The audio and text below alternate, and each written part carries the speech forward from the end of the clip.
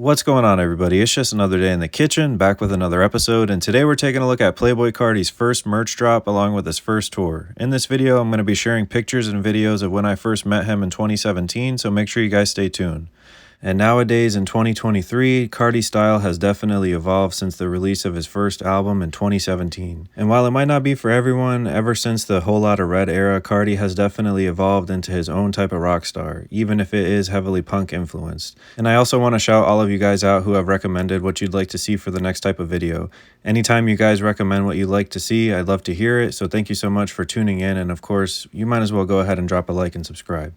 Now, before the release of this album, Carti of course dropped a single called Left Right with Lil Uzi Vert, and they actually went on a mini tour if you didn't know. And this would be the start of a musical friendship that would give us collabs like Playboi Carti's debut album single, Woke Up Like This featuring Uzi, and of course We Ghetto Flowers on one of Uzi's projects. Let me know what your favorite song is involving the two, and if you'd like to hear more music involving them again. Now, 2017 was an especially big year for Carti as he was featured on the XXL freshman cover list alongside X, and rest in peace to X one time along with PNB Rock. Now, of course, in 2017, we finally got the release of his debut self-titled album, Playboi Carti, which featured 15 tracks of nothing but heat. Personally, one of my favorite albums of all time, especially for the era. And my personal favorite songs are Ya Mean and Flex. Let me know yours in the comments. Now, of course, with any great album is a great tour announcement, and with any great tour announcement is also a merch announcement. Now, I was able to find this tweet straight from Carti himself back in 2017 when he was still pretty mysterious, and he advertised this upcoming tour merch. This is actual merch that I was able to pick up myself when I saw him on the Orlando date, which you guys will see later in the video. And I also wanted to point out that he was advertising his website, cashcarti.com, so let's go ahead and take a look. Now, when I check out the website on the actual release day in April of 2017, unfortunately, the only things that are listed at the time are the actual album itself, available on all of those platforms. And I guess I wanted to also point out that you can see that this was hosted or sponsored by Interscope Records back in 2017. Now, the only other item that unfortunately I'm able to access on the website at this time is the vinyl for the self-titled Playboi Carti album, which I researched and I found out should have retailed for about $30 or so. Now, shipping I did see took up to 4 to 6 weeks, which I guess is about normal, especially in 2017.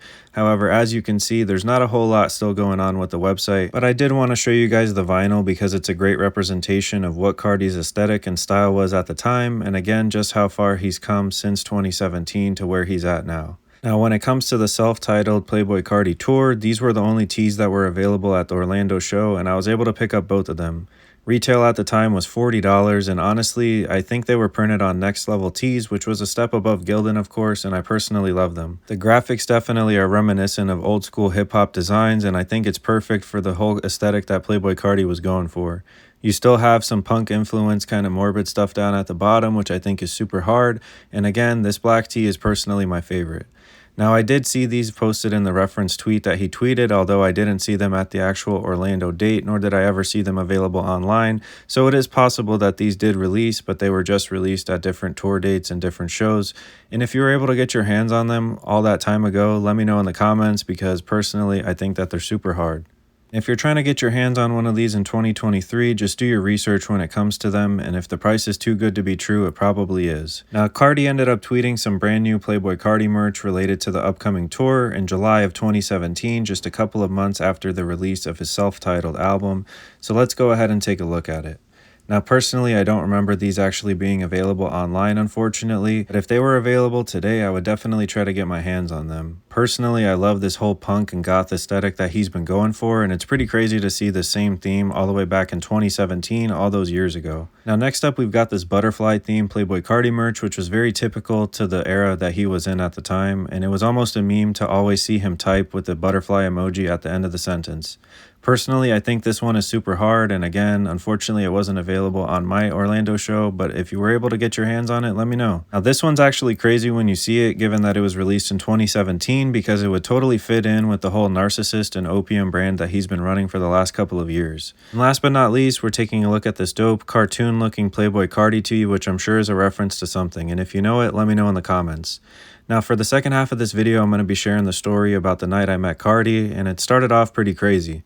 I was walking up wearing my own kitchen themed shirt. That's right, in 2017 I was still going hard wearing my own merch, and somebody approached me as I was walking up with one of my buddies. He said that he liked my outfit, and I was actually just wearing some Jordan 1 Breads at the time. After I told him I was a big sneaker plug in Orlando and showed him the Instagram, he immediately gave me 2 backstage passes and told me I had to meet Carti later. It's kind of crazy when I look at that photo of Carti and I to think just how far he's really come since 2017, when he only had maybe 1 or 2 million followers, and now, as you can see, he's pushing over 34 million. Now, Dope Entertainment ended up hosting this concert, and I want you to remember that name, and I was actually able to find the actual email that hit in 2017 for the upcoming Florida dates.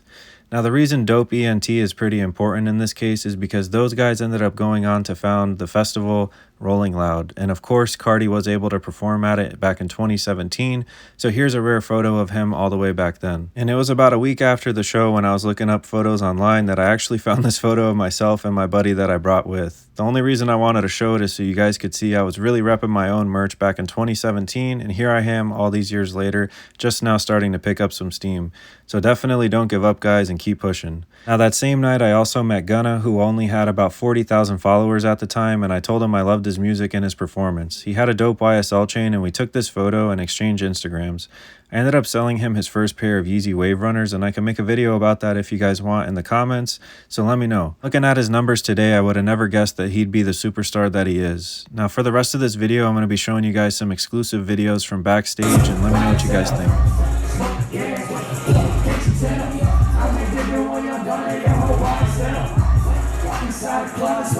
Now that was of course Gunna and Carti performing Gunna's song YSL, and for the rest of the night Gunna tried his best to get me high. He kept saying, "We smoking on cookie, we smoking on cookie," and that's something I'll never forget because the cookie brand was definitely big at the time. Shout out to my boy Burner one time. Now, one other person I met that night, which I thought was pretty legendary at the time, was this bastard named Ian Connor. This fool stole my lighter twice, and I wasn't happy about it at first, but I ended up getting to FaceTime Young Thug at some point, which I thought was pretty incredible. He told me he fucked with the brand and he liked what I was doing, and he thought it was crazy that I was backstage. And despite his own crazy allegations, Ian Connor was certainly important in Carti's early career. Whether he was styling him in designer or connecting him with the ASAP mob and specifically ASAP Rocky, he definitely has his part in Carti's history.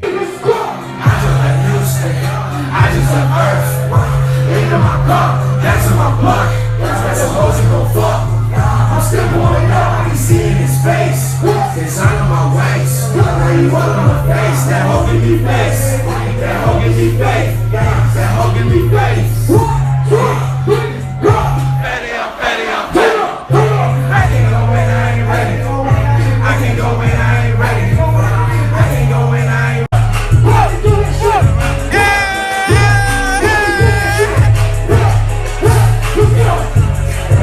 Talk about it, just do that shit. Got the bitch saying, yeah, he do that shit. Got the bitch saying, yeah, he do that shit. Got the bitch saying, yeah, he do that shit. Sucking on my dick, like she knew the thing. Longer than the check, yeah, don't do the dicks. I didn't talk about it, don't do that shit. Do that shit. I didn't talk about it, do that shit. I didn't talk about it, they gon' talk about it and do the shit. Pull up on your block, baby, shoot shit. Pull up on your bitch, and I'm hitting it. Everybody talk about it and do the shit. Everybody talk about it. Your Carti, your Carti. Your Carti, your Carti.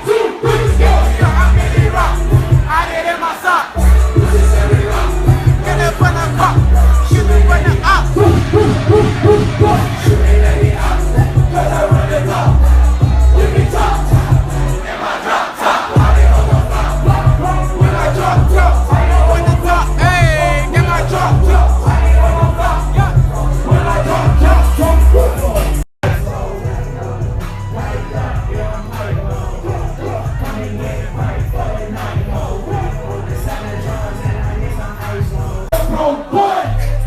I can't even kick it with these broke boys. These kind of boys, pack and seal broke boy. Put your blunt 30 seconds on the broke boys. Running on the check on these broke boys. Put some bands on your neck and have me first. Put some wine on me niggas. Nigga, if you tryna come and put me. Niggas gonna fucking cook. Keep that chopper on me, my grandma watching me. For my Jesus peace, I might squeeze the piece. All out on the way, we don't flood the streets. And I'm on the street, I'm gonna make a scene. Nigga front of me, what the fuck ain't on me? Run up in this shit, run up in this shit. Bitch with the roof falls down on his cool bus. 3 pounds, boom club, high fuck, God, that's no other girl. You go, might just go asking my wrist, might just go not be so stressed. Keep a small circle like it won't stress. If you made it this far, I appreciate you watching this video, and I think we can agree that Carti's first era was super lit. Let me know in the comments what your favorite song is off of the first album and who you'd like to see me cover next. Thank you so much for checking out the video. As always, guys, stay safe and thanks for cooking with the kitchen. Peace.